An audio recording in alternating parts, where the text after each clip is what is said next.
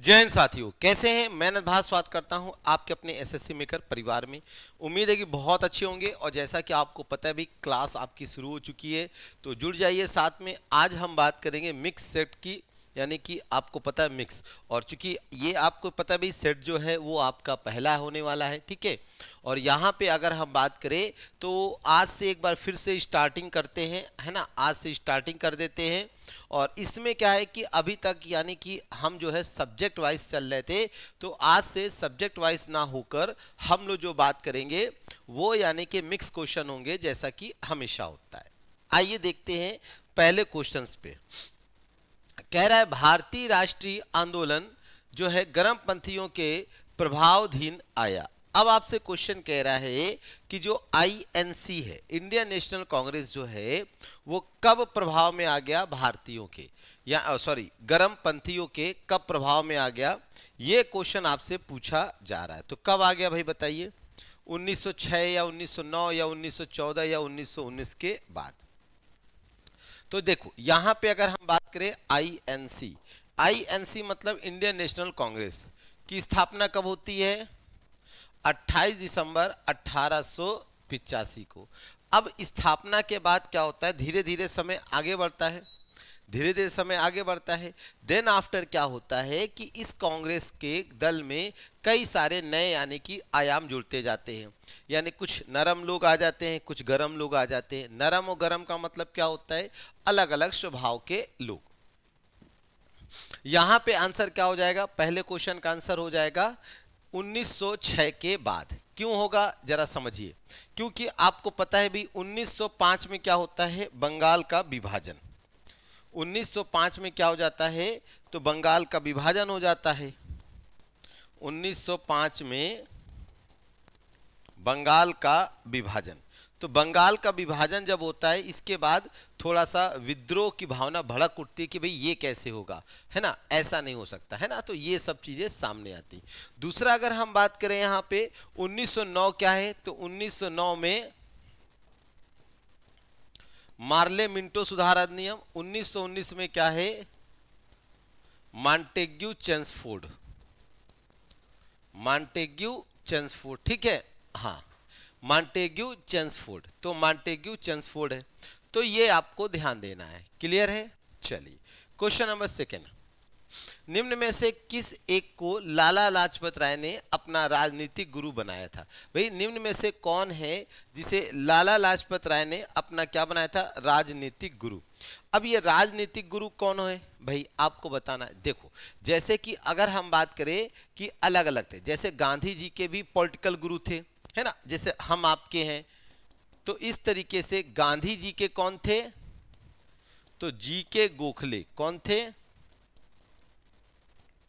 गोपाल कृष्ण गोखले। इसी तरीके से यहां पे अगर हम बात करें तो जो लाला लाजपत राय है, लाला लाजपत राय को एक उपाधि भी दी गई थी। पता है काहे की? लाला लाजपत राय को जो कहा गया है पंजाब केसरी। क्या कहा गया है? तो पंजाब शेरे पंजाब कहा जाता है, या पंजाब केसरी भी कहा गया है। और लाला लाजपत राय जो वो व्यक्ति थे जिनको लाठी चार्ज के दौरान, यानी कि जब लाठी चार्ज हुई थी तो इस दौरान इनकी क्या हुई थी? मृत्यु हुई थी। जब ये साइमन कमीशन का बहिष्कार कर रहे थे, तो साइमन कमीशन के बहिष्कार के दौरान। अब यहां पे जो आंसर है वो आपका डी है। क्या है? आंसर आपका डी है। दूसरा अगर हम बात करें तो यहां पे जैसे दादा भाई नौरोजी हैं, ठीक है, तो दादा भाई नौरोजी को क्या कहा गया है? वयोवृद्ध नेता, वयोवृद्ध नेता, ठीक है। यह एक पारसी है। तो एग्जाम में कई बार पूछा जाता है कि किसे जो है वयोवृद्ध नेता या ग्रैंड ओल्ड मैन, ग्रैंड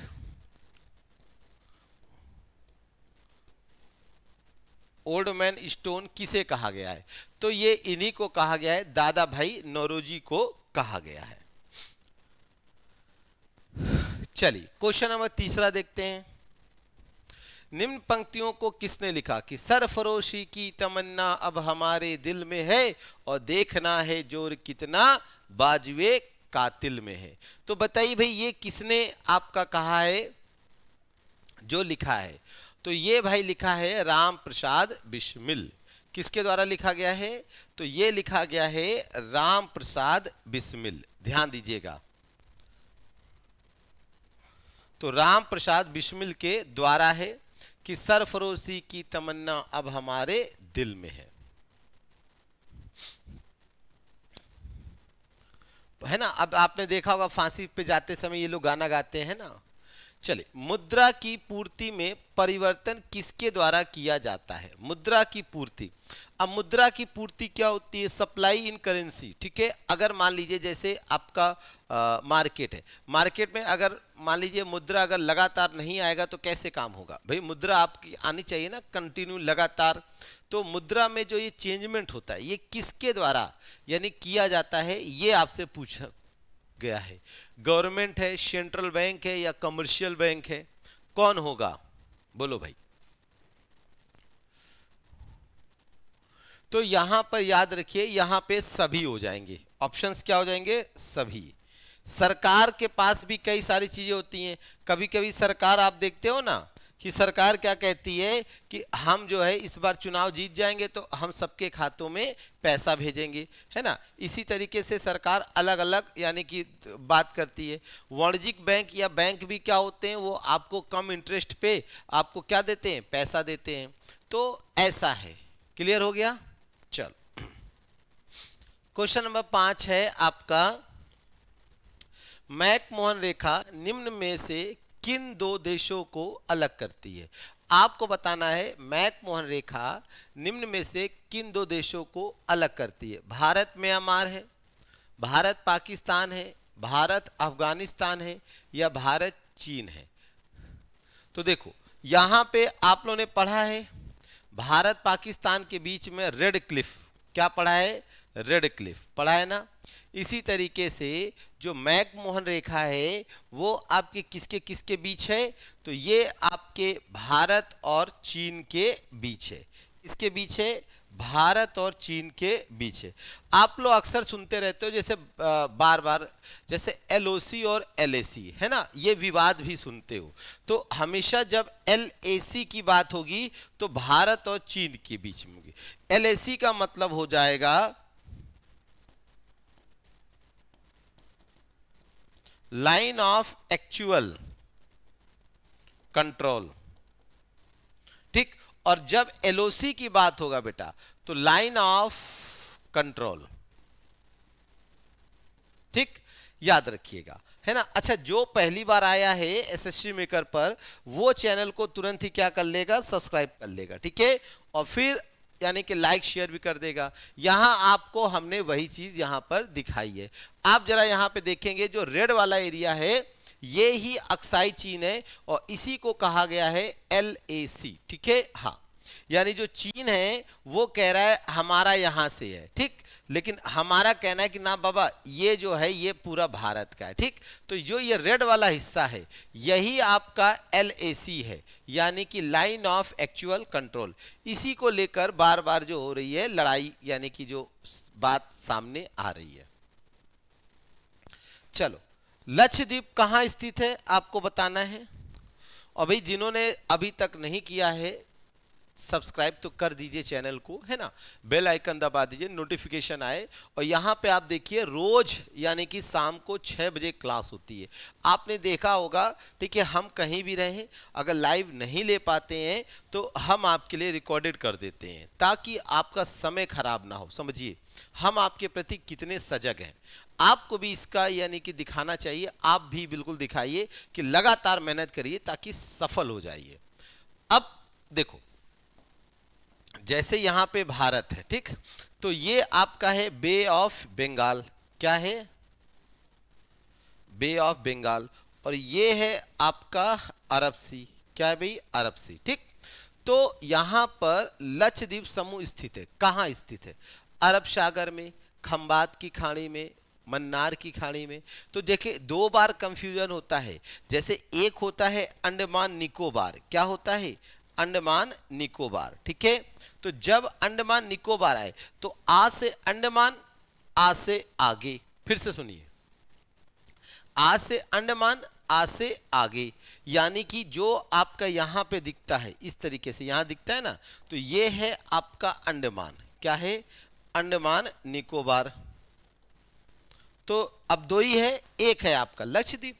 तो लक्षद्वीप कहाँ हो जाएगा? यहाँ पे। तो ये जो दिखता है ये है आपका लक्षद्वीप। ठीक है, तो अब समझ में आ गया। तो इस क्वेश्चन का आंसर क्या होगा? बिल्कुल ठीक जवाब आप लोगों ने पकड़ा, अरब सी। क्या होगा? अरब सी, यानी अरब सागर। आगे, भारत की उत्तर पूर्वी त्रिसंधि पर मिलने वाले देशों का सही जोड़ा कौन है? ये उत्तर पूर्वी त्रिसंधि क्या होता है? यानी एक ऐसा पॉइंट जहां पर एक नहीं, दो नहीं, तीन देश आपस में मिल रहे हो। तीन देश जब मिलते हैं तो आपको बताना है कौन सा वो है। भारत तिब्बत चीन है, भारत चीन म्यांमार है, भारत तिब्बत भूटान है, या भारत चीन भूटान है? कौन सा होगा? जल्दी से बताइए भाई।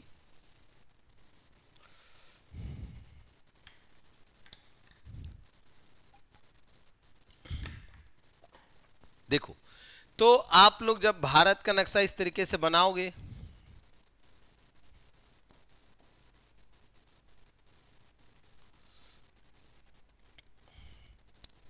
तो यहां पर ये जो आपका है इस जगह, ठीक है, ध्यान दीजिएगा, यहां पर यही आपका ट्रेंगुलर है। यहां पे कौन कौन चीज मिल रहा है? तो यहां पे आपको जो मिलेगा वो तीन मिलेंगे। कौन कौन मिलेंगे आपके? तीन। एक तो हो गया चीन मिलेगा, फिर इधर से म्यांमार मिलेगा, और इधर से भूटान मिलेगा। तो कौन कौन मिलेगा? चूंकि भारत सब में शामिल है, म्यांमार तो दे है तो म्यांमार, ठीक है, तो चीन और म्यांमार। इसका मतलब आंसर जो हो जाएगा वो आपका बी होगा। क्या होगा? बी होगा।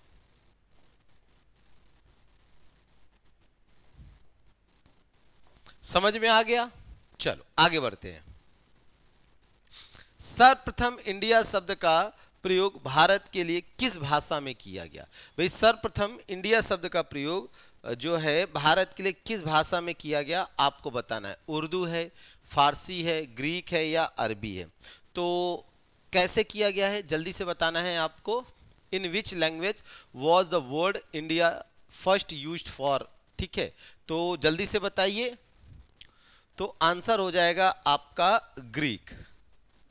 क्या होगा भाई? ग्रीक। ग्रीक, तो ग्रीक के लिए है, याद रखिएगा ग्रीक, है ना। तो Greek is the right option है, ग्रीक। मुद्रा की प्रभावकारी पूर्ति क्या है? मुद्रा की प्रभावकारी पूर्ति क्या है आपको बताना है। देखो, मुद्रा की प्रभावकारी पूर्ति ये है कि मार्केट में करेंसी कभी कम नहीं होना चाहिए, है ना। मार्केट में करेंसी हमेशा लगातार बनी रहनी चाहिए। करेंसी ये नहीं कि कम ज़्यादा हो रही, ऐसा नहीं होना चाहिए। लगातार करेंसी बनी रहनी चाहिए, क्योंकि अगर लगातार करेंसी नहीं बनी रहेगी तो प्रॉब्लम होगा। यानी कि क्रय और विक्रय हमेशा जारी रहना चाहिए। तो आंसर होगा आपका सी। क्या होगा? आंसर आपका हो जाएगा सी।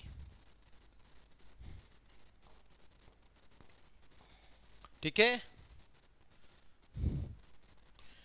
चलिए क्वेश्चन नंबर 10 आपके एग्जाम का बड़ा फेवरेट क्वेश्चन है। कई बार आप लोगों ने एग्जाम में देखा होगा कि आ जाता है, एक तरफ देश होते हैं और दूसरी तरफ क्या होती है? करेंसी होती है। तो जल्दी से बताइए, एक तरफ देश एक तरफ करेंसी। जैसे मैक्सिको है, ऑस्ट्रिया है, जापान है, सऊदी अरब है ना। तो क्या होगा? तो जल्दी से बताना है। तो देखो यहां पे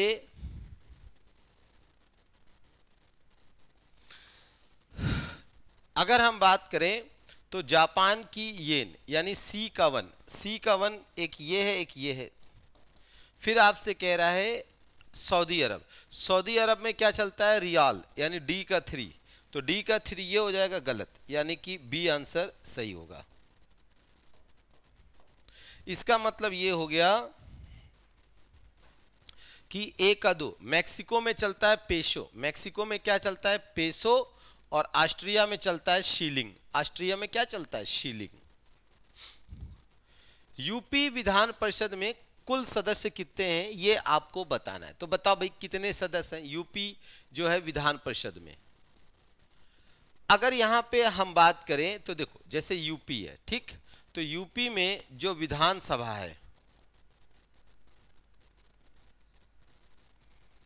लेजिस्लेटिव असेंबली, तो सीटों की संख्या 403 है और लेजिस्लेटिव काउंसिल है तो इसकी संख्या क्या है, 100 है। यानी दिए गए विकल्प के अनुसार ए ऑप्शन जो है वो आपका करेक्ट हो जाएगा। ए ऑप्शन क्या होगा, वो आपका करेक्ट होगा, ठीक है, ए ऑप्शन क्या होगा, करेक्ट हो जाएगा। आगे, मॉन्ट्रेक्स रिकॉर्ड किसका रजिस्टर है, ये आपको बताना है। किसका रजिस्टर है मॉन्ट्रेक्स रिकॉर्ड? तो खतरे में स्थित विदेशी प्रजातियों का है, किसका है, तो आपको बताना है किसका है भाई। तो ये आपका है सी, क्या हो जाएगा, सी हो जाएगा। मानव जनित गतिविधियों के तहत खतरे में जली, ठीक है, हाँ, तो ये क्वेश्चन आपका है इसका, यानी सी। जैसे आप लोगों ने इसका समझा ना मॉन्ट्रेक्स का, तो क्या होता है, जैसे कि ईरान एक है विश्व आर्द्र दिवस, आर्द्र दिवस समझौता, विश्व आर्द्र दिवस कब होता है, 2 फरवरी को, है ना। तो ये उसी से आपका रिलेटेड है, जो कि 1971 में कहाँ किया गया था, ईरान। ईरान के किस शहर में, रामसर, ठीक है, रामसर साइट्स में।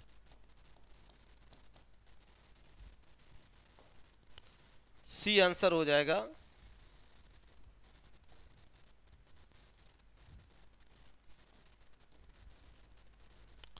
चलो, गोविंद बल्लभ पंत सागर अब स्थित है, तो गोविंद बल्लभ पंत सागर अब स्थित है, कहां पर स्थित है, ये आपको जवाब देना है। कहां पर है भाई, आप में से जैसे मान लो कि जो अग्निवीर की तैयारी कर रहा है, तो दोपहर 1 बजे अग्निवीर की भी क्लासेस होती है ना, तो आप लोग क्या कर सकते हो, दोपहर 1 बजे अग्निवीर की भी क्लास आकर ले सकते हो, ठीक है, हाँ, ले सकते हो। तो बताइए भाई कहां पर है गोविंद बल्लभ पंत सागर, तो ये आपका पड़ेगा सोनभद्र। कहां पड़ेगा, सोनभद्र।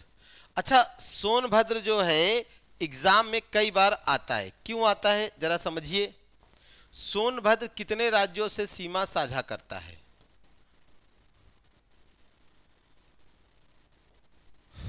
सोनभद्र जो है ये कितने राज्यों से, तो 4 राज्यों से। अब ये 4 राज्य कौन कौन से हैं आपका, एक हो गया एमपी, दूसरा छत्तीसगढ़, तीसरा बिहार, चौथा झारखंड, ठीक है। क्वेश्चन नंबर 14 है, क्या कह रहा है जरा समझना है आपको। कह रहा है निम्नांकित में से कौन सी सिफारिश हंटर कमीशन द्वारा की गई थी। आपको बताना है हंटर कमीशन द्वारा की गई थी कौन सी सिफारिश, जल्दी से बताइए भाई, कठिन क्वेश्चन है। देखो, जो हंटर कमीशन के द्वारा शिक्षा के लिए, यानी कि वो भी कौन सी, स्त्री शिक्षा, वुमेन्स एजुकेशन, तो स्त्री शिक्षा के लिए सिफारिश की गई थी, याद रखिएगा, वुमेन्स एजुकेशन के लिए आपकी सिफारिश की गई थी, स्त्री शिक्षा के लिए। क्वेश्चन नंबर 15 है, which of the following organisation was established earlier than the other 3 organisation during British rule, यानी ब्रिटिश शासन के दौरान निम्न में से कौन सा संगठन अन्य 3 संगठनों की तुलना में पहले स्थापित किया गया था, यानी सबसे पहले आपका स्थापित किया गया था वो बताना है। ब्रह्म समाज है, सत्य शोधक समाज है, प्रार्थना समाज है ना, ये आपको बताना है, या परम हंस मंडली है। तो यहाँ पे अगर हम बात करें तो देखिए, ब्रह्म समाज की स्थापना 1828 में की गई थी, यही आपका राइट ऑप्शन है, ठीक है, हाँ, तो क्या हो जाएगा, ब्रह्म समाज, राइट ऑप्शन ब्रह्म समाज। चलो, क्वेश्चन नंबर 16 देखते हैं। बाबा रामचंद्र ने, देखो कह रहा बाबा रामचंद्र ने किसानों का संगठन किया था, कहां किया था, अवध में किया था, बिहार में किया था, बंगाल में किया था, आंध्र प्रदेश में। कहाँ पे किया था जल्दी बताना। बाबा रामचंद्र। देखो किसान आंदोलन के लिए यूपी जो है बहुत फेमस रहा है, ठीक है। और यहाँ पे अगर हम बात करें तो ये जो संगठन था ये आपका अवध, अवध यानी अवध वही जो आपका लखनऊ फैजाबाद है ना, ये सब एरिया कनेक्ट होता है तो इसे अवध कहा जाता है। इसे क्या कहा जाता है, अवध कहा जाता है। जैसे अगला क्वेश्चन आपका ये है कि यूपी में चौखंडी स्तूप कहाँ स्थित है। चौखंडी, अभी देखिए चौखंडी स्तूप कहाँ पे, गोरखपुर में है, इलाहाबाद में। अब देखो गोरखपुर में आप आओगे तो गोरखनाथ मंदिर मिलेगा, रामगढ़ का ताल मिलेगा। जैसे गोरखपुर में आप आओगे तो क्या मिलेगा,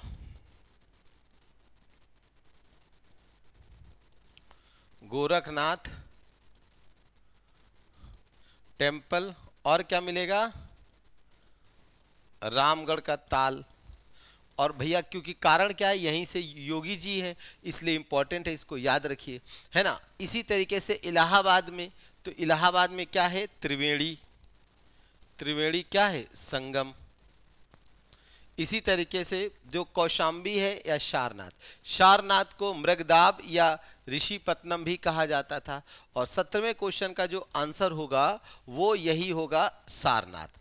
अब सारनाथ वो स्थान है जहां पर बुद्ध भगवान ने, बुद्ध ने प्रथम उपदेश दिया, याद रखिएगा, प्रथम उपदेश दिया था, ठीक है।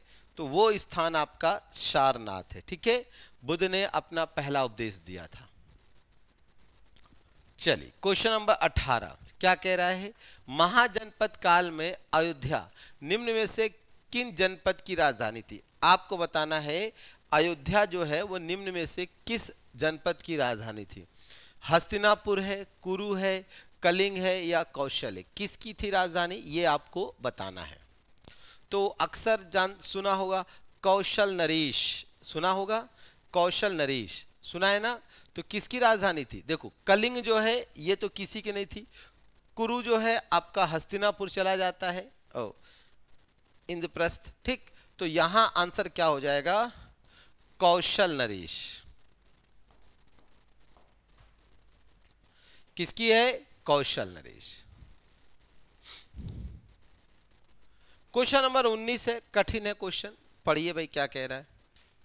कह रहा है अकबर ने बिहार एवं बंगाल को मुगल साम्राज्य में कब मिलाया। अकबर ने, और आपको पता ही अकबर का जो समय था और औरंगजेब का, तो अकबर और औरंगजेब के समय ही सबसे ज़्यादा मुगल साम्राज्य का विस्तार हुआ। अच्छा दूसरा, जो पहली बार आज आए हैं, ठीक है, एसएससी मेकर पर, वो चैनल को सब्सक्राइब कर लीजिए। और सबसे खास बात, जो ये क्लास आपकी चलती है वो रेगुलर 6 बजे चलती है, ठीक है। हाँ, आज के जो क्वेश्चंस थे वो मिक्स हैं, कल भी क्वेश्चन मिक्स होंगे, ठीक है। आपको पता ही है 2 दिन जो है फैमिली फंक्शन के कारण बाहर है, तो जल्दी 2 दिन के बाद आपसे लाइव मुलाकात होगी, ठीक है। हाँ, 2 दिन आपका समय खराब ना हो, आप पर्टिकुलर पढ़ते रहिए, इसके लिए विशेष हमने किया है। अगर हम बात करें अकबर का समय, तो अकबर का जो है 1556 से 1605, और अकबर के काल को कहा गया है साहित्य कला का स्वर्णकाल। क्या कहा गया है, साहित्य कला का स्वर्णकाल, ठीक। और यहाँ पे जैसे कि 1576 में तो अकबर का जो हुआ था हल्दी घाटी का युद्ध, कौन सा हुआ था, हल्दी घाटी का युद्ध। और इसके पहले ही, यानी कि जो अकबर ने इसके पहले ही जो हम कहें तो कोशिश किया, लेकिन हल्दी घाटी के युद्ध के बाद ही अकबर जो है वो बिहार पर कब्जा पाने में क्या हो गया, यानी कि सक्सेस हो गया। क्वेश्चन नंबर लास्ट है 20, क्या कह रहा है, जरा ध्यान दीजिए। शेर शाह सूरी के पिता हसन सूर का मकबरा कहाँ है। शेर शाह सूरी के पिता का मकबरा जो है वो कहाँ है, आपको बताना है। रोहतासगढ़ है, सासाराम है, पटना है या मुंगेर है। ये जितने भी ऑप्शंस हैं ये सारे के सारे कहाँ पड़ते हैं, चाहे रोहतासगढ़ हो, सासाराम हो, ये सब के सब। यहाँ पे याद रखिएगा शेर शाह के पिता का पूछा गया है, जो आपने खट्ट से जवाब दे दिया ना सासाराम, यहाँ पर ये शेर शाह का है। किसका है, शेर शाह का मकबरा है यहाँ पे। और यह एक अष्टकोणी है। कैसा है? अष्टकोणी। अष्टकोणी का मतलब होता है 8, और ये कहाँ पे है? तलैया में, यानी कि झील के अंदर है या तालाब के अंदर है, कह सकते हो। कहाँ है? तालाब में। और यहाँ पे अगर हम बात करें तो उसके पिता का जो मकबरा है वो है रोहतासगढ़। कहाँ पे है? रोहतासगढ़। रोहतासगढ़ का किला भी है, वो भी आपका फेमस है। ठीक है, तो ये आपका यहां पर ध्यान देना है। चलिए, अब बिहार में अंतिम अफगान सुल्तान कौन था, इसका जवाब आप लोग कमेंट बॉक्स में दीजिएगा और फिर आप बताइएगा भाई सेशन कैसा लगा। ठीक है, हाँ, सेशन कैसा लगा, आपका समय तो खराब नहीं हुआ। ठीक है, हंसिए मुस्कुराइए, बाकी हम तो आनंद ले ही रहे हैं। और यदि अगर आप तैयारी कर रहे हो सीबीटी की, तो सीबीटी 1 या 2 की तैयारी के लिए आप जुड़िए हमारे तेजस बैच के साथ मात्र 499 रुपये में। याद रहिए, मात्र 499 रुपये में। इसी तरीके से अगर हम बात करें तो आप जुड़िए, यानी कि एसएससी सीजीएल या सीएचएसएल के लिए तो जुड़िए 3.0 के साथ, और वो मात्र कितने रुपए में? 499 रुपये में। इतना ही नहीं, आप जो है रोज रात 8 बजे अजय सर के साथ जुड़िए। ठीक है, जी हाँ, अजय सर के साथ जुड़िए रोज रात 8 बजे मैथ्स और रीजनिंग को स्ट्रॉन्ग करने के लिए। ठीक है, हाँ, और फिर भी कोई समस्या हो तो दिए गए साइट पे संपर्क कर सकते हैं। आज के लिए बस इतना ही, फिर आगे मिलेंगे, तब तक के लिए धन्यवाद। जय हिंद, जय भारत।